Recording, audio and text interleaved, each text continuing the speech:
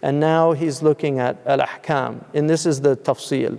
So in the Ahkam, you have basically commands and prohibitions. And taqwa, if you look at the very first command in the Quran, which is in Surat al-Baqarah, linearly, I mean the first command in Revelation is Iqra, but linearly, if you look at how the Quran is laid out, the very first command is to attaqu rabbukum, to have taqwa, to guard yourself, to protect yourself, and to be dutifully aware of God, to be pious, to be dutiful. And that means fulfilling the commandments and prohibitions. So if you look at the commands and the prohibitions, these are called the awamir and nawahy. So Allah subhanahu wa ta'ala in the Quran has awamir, and then He has nawahy, things that He tells us to do, things that He doesn't tell us to do. And then, like the Prophet ﷺ said, that sakata an ashya rahmatan bikum, right? That he was silent about things as a mercy to you. So things that Allah was silent about, فَلَا تَبْحَثُوا عَنْهَا, don't seek them out. هَلَكَ الْمُطَنَطِّعُونَ, that the people that delve too deeply and become too obsessed with these things can actually go astray. And so the commands and prohibition go under 5 categories. The first is wajib, and wajib is basically what you're rewarded for doing, and then there's a threat of punishment for not doing it. Allah can forgive people, but there's a threat of punishment for not doing it. And then the mandub, which is also, there are different words for it.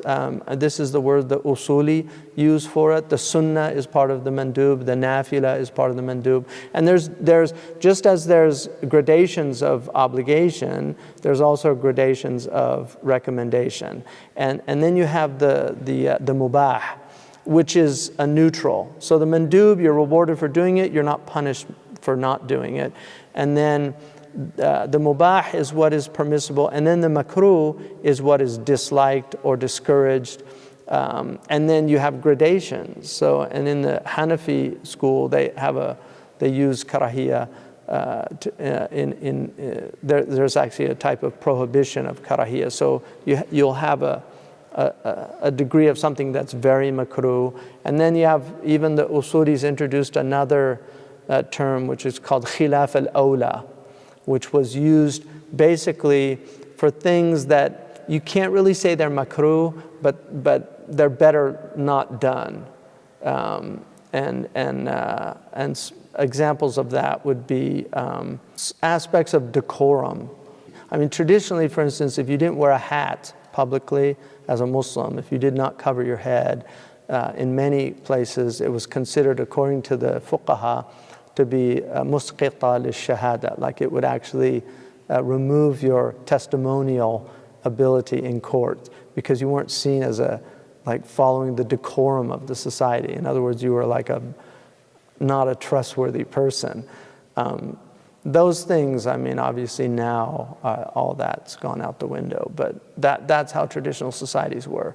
So like in Arabia, not that long ago when I first went to Arabia, if you didn't wear the ghutra, as like a Saudi citizen, if you did not wear the ghutra as an adult male, it was seen as something that was just not appropriate. It was like you weren't following the decorum of the society, so it was frowned upon.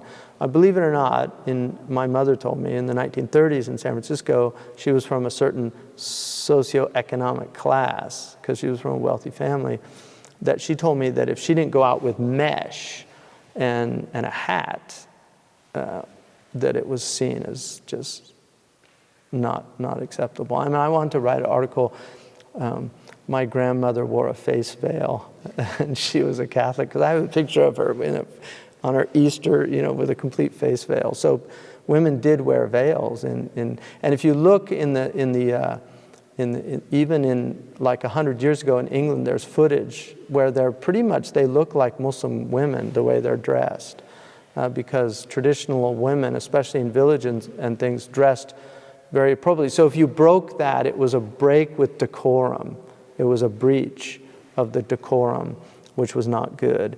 And so makruh is a very interesting area in fiqh, because it follows very often urf as well. But There are things that the Prophet ﷺ clearly told us not to do, but they don't have the level of prohibition. So makruh is if you leave it, you get a reward, but if you do it, there's no threat of punishment.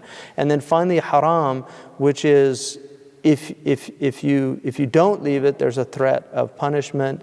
And if you leave it, you're rewarded. So there's actually more reward. If you look in this categorization, there's more reward than there is threat. It's very interesting, right? So Allah's generous in that way. And then if you look at the ahkam, those that relate to our bodies. So Islam is a physical religion. So there's all these things that relate to our body. So for instance, our prayer is physical. Fasting is physical, right? Because you're depriving your body we're not depriving our minds of food, right? We're not meditating on not eating. We're actually not eating. And so it's in the body. And this is why we believe that the body partakes in the ibadah. And we believe in the bodily resurrection. I mean, this was a debate amongst the philosophers, but we actually believe in this is, a khalq jadid. It's a new creation, which is this body and soul that has become enmeshed. And so this is something really central to the Islamic tradition, is that we believe that the body is, that we're embodied souls, but there's a complete harmonization of these two things. So we don't have a kind of duality in that way, even though there is a separation of the soul, but there's a reunification with what's called al-jasad al-baqi, which is the eternal body that's restored. And it's restored from some kind of, if it's genetic material, we don't know. The Quran says, سَنُرِيهِمْ آيَاتِنَا فِي الْآفَاقِ وَفِي أَنفُسِهِمْ حَتَّى يَتَبَيَّنَ لَهُمْ أَنَّهُ الْحَقِّ.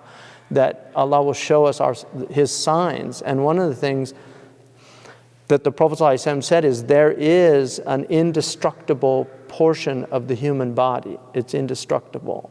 And we don't know what it is. I mean, traditionally they said the coccyx of it. But Allahu Alam, I mean, we know that there is something, there's a seed in us. And from that, there's a recreation. So if you take a portion of the human being, it's the whole thing, because all the genetic material's there.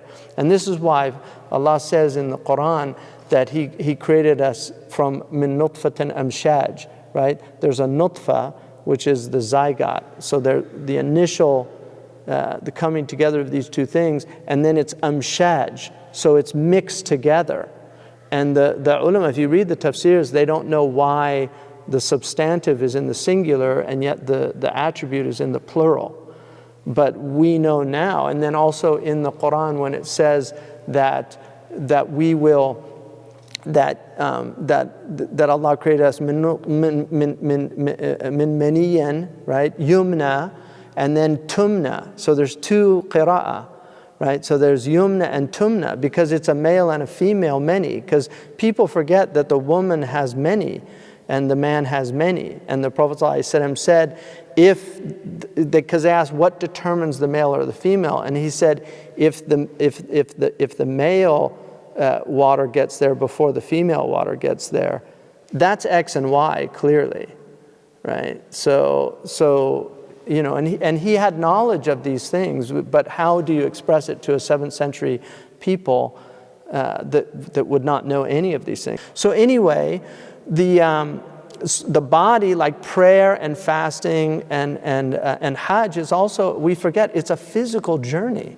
Like you don't do virtual Hajj. It's a physical journey where your body is going and it's getting the reward. And then this is why the body is so terrified of disobedience, because like, what did I do to deserve this? Because your will is what's willing your body to do things it doesn't want to do. And that's why the tongue, every morning, the whole body says to the tongue, lisan al-hal, ittaqillah fina, like, don't fear God with us. In istaqamta istaqamna. If you're straight, we're straight. Awajajta awajajna. Like, and if you go astray, we go astray. So the body is afraid of the tongue, and the tongue As Ralph Nader said, his mother told him to eat the vegetables. And he said, I don't like that when he was a boy.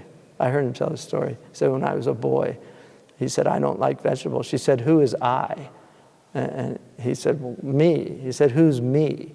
He said, well, I don't, what do you mean? She said you don't like vegetables. I know your liver likes vegetables, your kidneys like vegetables, your lungs like vegetables. Why are you letting your tongue talk on behalf of the whole body? So the tongue is a problem, right? It's very interesting. So the next is those that relate to wealth, such as zakat and sadaqah and all those things. So like sadaqah is a burhan, it proves your thing. And sadaqah also is a synonym for zakat. So it's used in the Quran also for zakat. But generally sadaqah means charity, and it's from sidq, which is sincerity. So it shows your sincerity. And then those that relate to the matters of the heart. So you have the body, the wealth, and the heart. And the ahkam encompass all of these things. So for instance, Allah subhanahu wa ta'ala warns against kibr, and warns against treachery, and warns against all these things that relate to the heart, and then tells us to be truthful. اتقوا wa kunu ma'a sadiqin. So sidq is from the heart. So these are all related to the ahkam.